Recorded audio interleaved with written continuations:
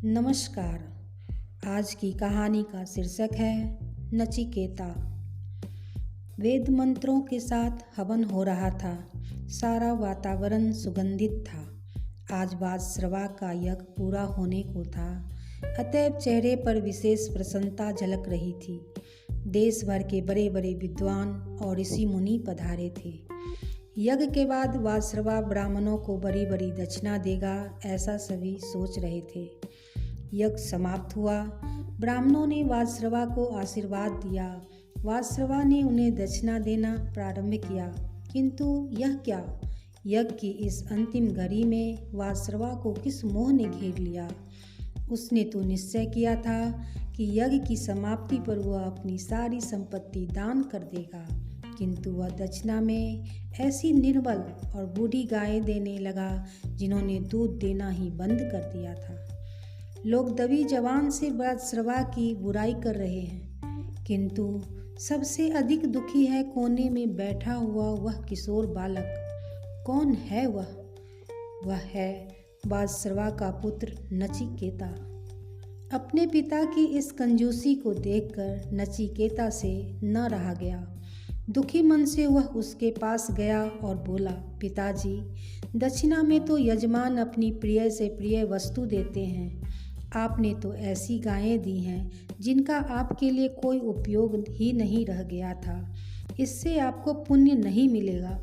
फिर कुछ रुक कर बोला, पिताजी, आपको सबसे प्रिय तो मैं हूँ। आप मुझे ही किसी को दक्षिणा में क्यों नहीं दे देते? वाजश्रवा ने नचिकेता की बात पर कोई ध्यान नहीं दिया, पर नचिकेता अपना प्रश्न दोहराता रहा। वह बार बार पूछता, आप मुझे किसको दक्षिणा में दे रहे हैं? वाजश्रवा झुंझला उठा। बच्चे की हठ पर नाराज होकर वह बोला, जा, मैंने तुझे मृत्यु को दिया। नचिकेता विनम्र भाव से बोला, पिताजी, आप नाराज न हो, मैं आपके आदेश का पालन करूँगा। मुझे मृत्यु के देवता यमराज के पास जाने की अनुमति दीजिए। वाजश्रवा को अब अनुभव हुआ कि क्रोध के कारण उसके मुंह से बहुत ही अनुचित बात निकल गई है, किंतु अब उपाय ही क्या था। जिस तरह धनुष से छूटा हुआ बाण वापस नहीं आ सकता, उसी तरह मुंह से निकली हुई बात भी नहीं लौटाई जा सकती थी। नचिकेता अपने पिता और अन्य सभी संबंधियों से विदा होकर यमराज के घर की ओर चल पड़ा। यमराज उस समय यमपुरी में नहीं थे। 3 दिन तक वह किशोर भूखा प्यासा उनके दरवाजे पर पड़ा रहा। यमराज लौटे तो एक ब्राह्मण कुमार को अपने घर इस दशा में देखकर बहुत दुखी हुए। साथ ही उनका ध्यान इस बात पर गए बिना नहीं रह रहा कि वह बालक अन्य बालकों से बहुत भिन्न था। उसके मुख पर तेज था और उसके चेहरों पर दृढ़ता झलक रही थी। जिन यमराज के नाम से सभी मनुष्य थर थर कांप उठते हैं, उनके सामने बालक नचिकेता बिना किसी भय के खड़ा था। यमराज ने नचिकेता का सत्कार किया और फिर उसके आने का कारण पूछा। नचिकेता ने अपने पिता के यज्ञ की सारी कथा सुना दी। यमराज बोले, नचिकेता, तुम्हारी पितृभक्ति और दृढ़ निश्चय से मैं बहुत प्रसन्न हूँ। साथ ही मुझे इस बात का बहुत दुख है कि तुम्हें 3 दिन मेरे दरवाजे पर भूखा प्यासा रहना पड़ा। इसका प्रायश्चित करने के लिए मैं तुम्हें 3 वर देना चाहता हूँ। बोलो, क्या मांगते हो? नचिकेता बहुत प्रसन्न हुआ और बोला, धर्मराज, मुझे पहला वर तो यह दीजिए कि मेरे पिताजी का मुझ पर क्रोध शांत हो जाए। जब मैं आपके पास से वापस जाऊं तो वह मुझे पहचान कर मुझसे प्यार से बोले। ऐसा ही होगा, यमराज ने कहा। अब दूसरा वर मांगो। नचिकेता ने काफ़ी विचार किया। क्या मांगे वह?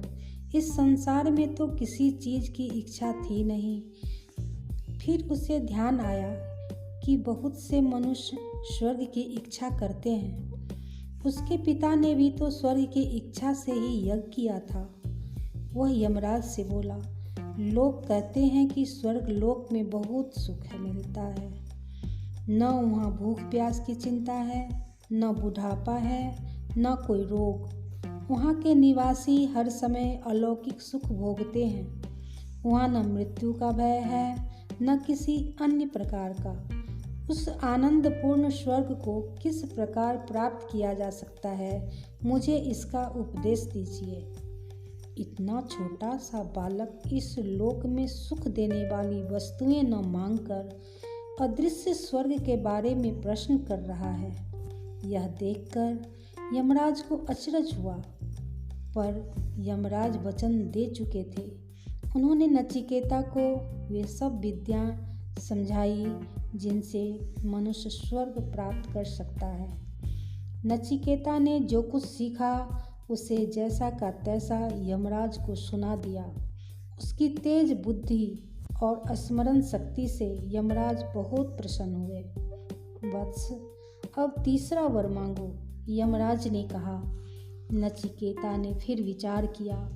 इस पृथ्वी की किसी वस्तु की अभिलाषा उसे थी नहीं। स्वर्ग का रहस्य उसे यमराज ने बता ही दिया था, फिर वह क्या मांगे। पर संसार में एक वस्तु है जो पृथ्वी और स्वर्ग के सुख से भी बढ़कर है। वह है हमारी अपनी आत्मा। मैं कौन हूँ, कहाँ से आया हूँ, मृत्यु के बाद मेरा क्या होगा, मेरी आत्मा का सच्चा स्वरूप क्या है। इस तरह के अनेक प्रश्न नचिकेता के मन में अक्सर उठते रहते थे। वह यमराज से बोला, भगवान, कुछ लोग कहते हैं कि मृत्यु के बाद आत्मा रहती है, कुछ कहते हैं कि नहीं रहती। इस विषय में मेरा अज्ञान अब तक दूर नहीं हुआ है। तीसरे वर के रूप में कृपा कर मुझे आत्मा का रहस्य समझाइए। यमराज को उस नन्हे बालक से ऐसे गंभीर प्रश्न की आशा नहीं थी। वह बोले, बस, यह तुमने कैसा वर मांगा? तुम तो अभी बहुत छोटे हो। आत्मा का रहस्य तो बड़े बड़े विद्वान नहीं जान सके हैं। यहाँ तक कि देवताओं को भी इसके विषय में संदेह रहता है। तुम मुझसे कोई और वर मांग लो। नचिकेता अपनी बात पर दृढ़ रहा।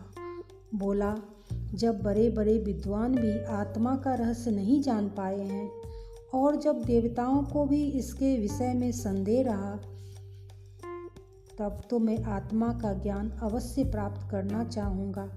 इस ज्ञान को देने वाला भी तो आपसे बढ़कर और कोई नहीं मिलेगा। आप मुझे कृपा कर आत्मा के बारे में ही बताइए। तब यमराज ने नचिकेता को अनेक लालच दिए। बोले, नचिकेता, तुम इस प्रश्न का उत्तर जानने के बदले कुछ और क्यों नहीं मांग लेते? तुम जितनी चाहो भूमि, महल, नौकर, चाकर, सोना, चांदी और अन्य प्रकार की धन संपत्ति ले लो। तुम जब तक जीना चाहो तब तक जियो। तुम्हारी अन्य जो भी इच्छा हो मैं उसे पूरा करने को तैयार हूँ। किंतु नचिकेता, आत्मा और मृत्यु के रहस्य के बारे में मत पूछो। शांत और गंभीर भाव से नचिकेता बोला, आपने जो इतनी चीज़ों का वरदान मुझे देने के लिए कहा है, क्या इनमें से किसी से भी मनुष्य को सच्चा सुख मिल सका है? संसार के सुख शरीर और इंद्रियों को कमजोर ही तो करते हैं। धन से मनुष्य की तृप्ति नहीं हो सकती। मैं तो जन्म और मृत्यु के पीछे छिपे हुए रहस्य को ही जानना चाहता हूँ। इसके अतिरिक्त और कोई वर मुझे नहीं चाहिए। यमराज की परीक्षा में नचिकेता खरा उतरा। संसार का कोई भी लालच उसे अपने निश्चय से नहीं डिगा सका। प्रसन्न होकर यमराज ने उसे उपदेश देना आरंभ किया। आत्मा न तो कभी पैदा होती है और न वह कभी मरती है। यह तो अजर अमर है और शरीर के नष्ट हो जाने पर भी रहती है। वत्स, आत्मा का ज्ञान वाद विवाद या तर्क करने से नहीं प्राप्त होता। यह बहुत गहरा विषय है। इसे वे ही समझ सकते हैं जो संसार के आकर्षणों को ठुकराकर साधना के मार्ग पर चलते हैं। ज्ञानी मनुष्य अपनी बुद्धि और मन के द्वारा इंद्रियों को सदा वश में रखता है। ऐसा व्यक्ति ही आत्मज्ञान प्राप्त कर सकता है। तो पुत्र, उठो, जागो और श्रेष्ठ व्यक्तियों के पास जाकर उनसे ज्ञान प्राप्त करो। बालक नचिकेता यम के उपदेश पर चला और बड़ा होकर विद्वान और धर्मात्मा ऋषि बना। धन्यवाद।